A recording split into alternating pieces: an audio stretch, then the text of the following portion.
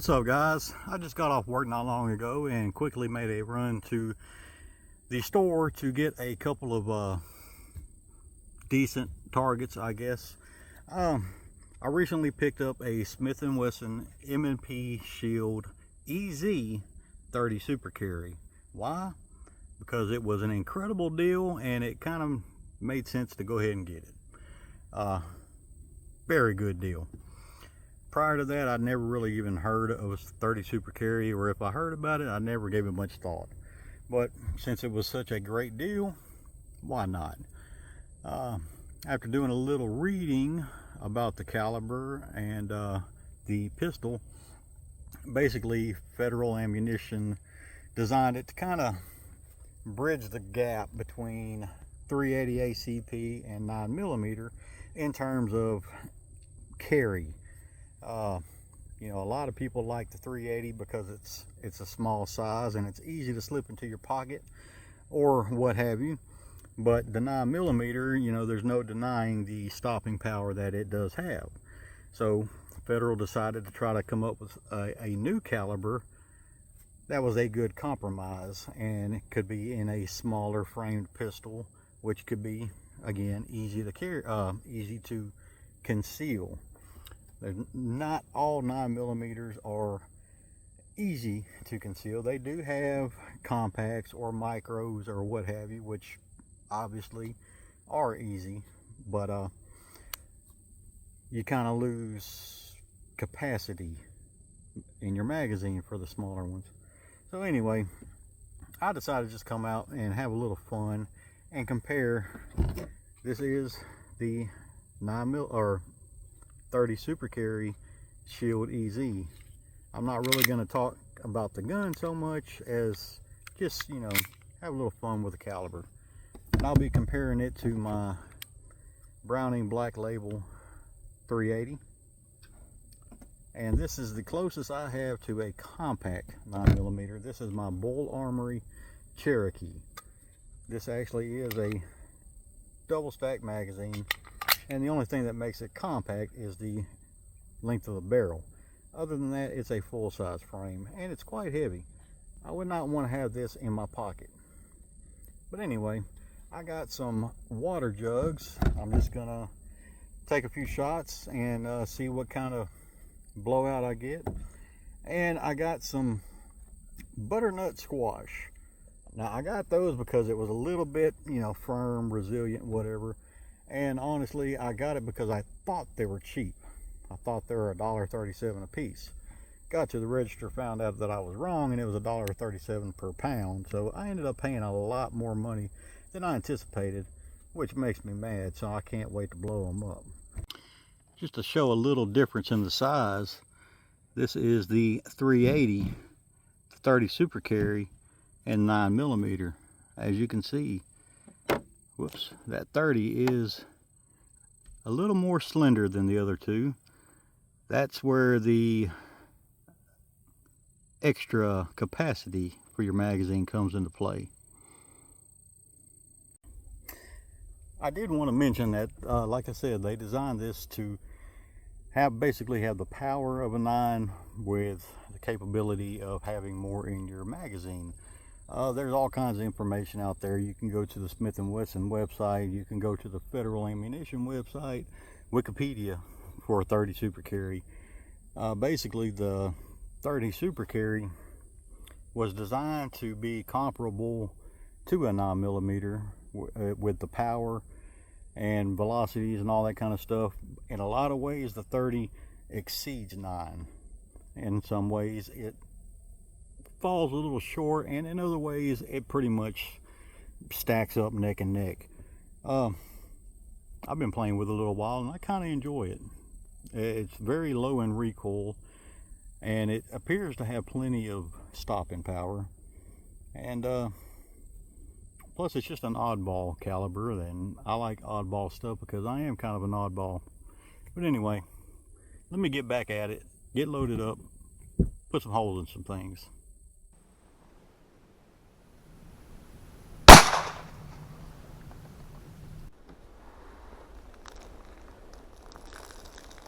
Kind of blew out the back Little entry hole, but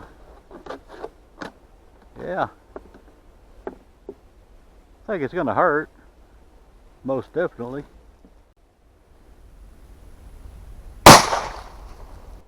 So that 9mm obviously had a little more of a punch. You got the entry hole, a couple of rips, and then it just pretty much blew out that whole back. Yeah, that's definitely, there's no denying that's got a little more juice than the 380 did. Let's try the 30 Super Carry.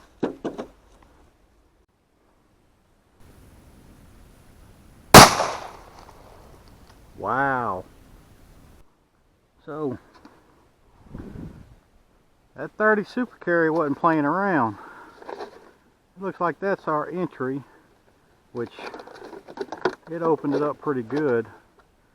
In fact, it flipped the whole jug around. And yeah, I'd say just based on these jugs, that might have a little bit more pop than the 9mm, which is what they claim it to do. Alright, let's try some different targets, something that's a little bit more resilient, I think. So I got these butternut squash. They're a little bit firmer than the water jugs were. And to be honest, you know, it was the best thing that I could find in a quick trip to the grocery store after work. So here we go. Contestant number 1. Let's get the 380 going. Time to puree. That was kind of a bad shot. Let me take another one. Same place. So both my shots went to the left. Well, you could see, kind of took a chunk out of it.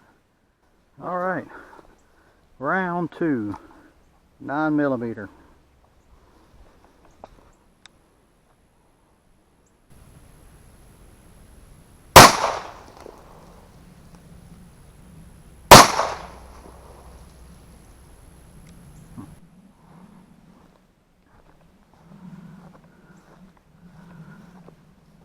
Boy, all of my shots today seem to be going left.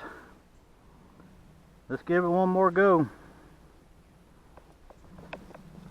Kind of had a feeling this would happen. It's been a long day.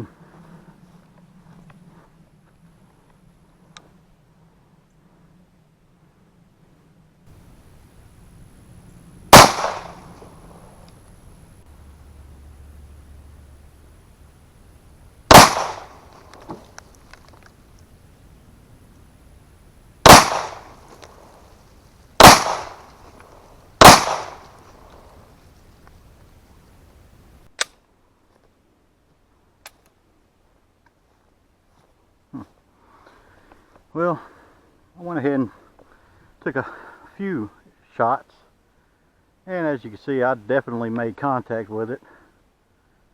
And you know, with the exception of the 2 that went left, pretty much just exit holes, which is not much bigger than the entry holes. I am not a sharpshooter. That being said, let's set up for the 30.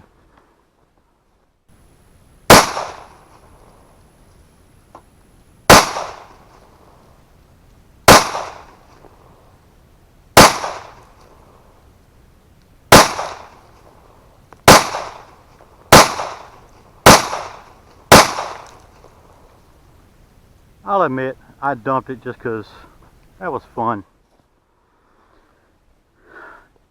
I kind of expected to see something, you know, just blow it out.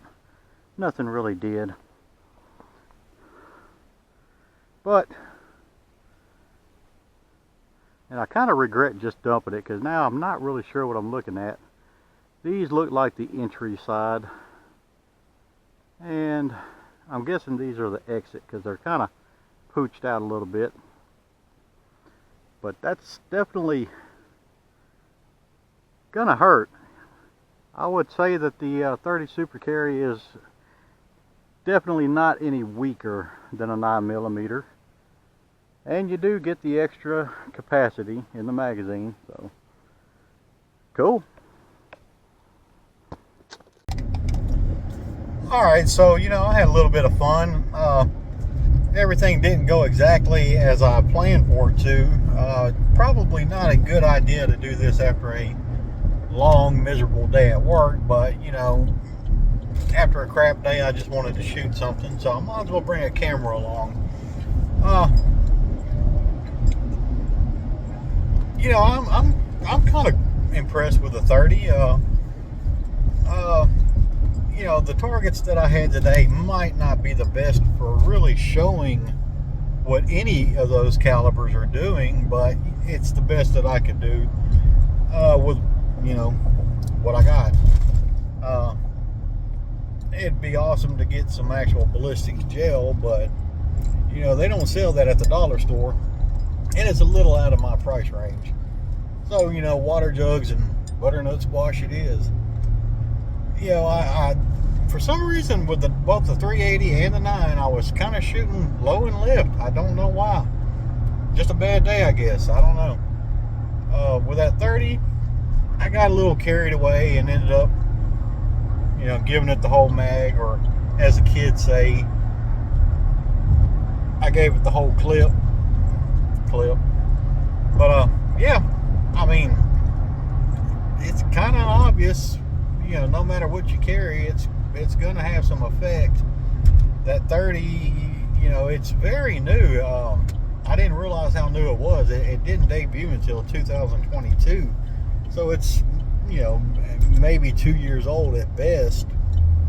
So not a lot of people are familiar with it, and a lot of people think that it's useless or whatever, but I don't know. I'm kind of digging it. It definitely put some holes in things, and I have to review my footage, but looking at it there live as it was playing out, the water jug seemed like it really took a beating from that 30, a little more so than the 9. Not to say that the 9 didn't make a splash, but anyway, yeah, that's gonna be a wrap, I guess. This video wasn't really meant to be educational or anything, just kind of a little bit of a demonstration and minimal information, because I wasn't about to spout off all the stuff that I've been reading, because I don't have that kind of time. Plus, it is available for whoever wants to read about it. I would recommend the Wikipedia page or the Smith & Wesson page. A lot of good info on there. But anyway, that's gonna be a wrap. 30 Super Carry. What do you think about it?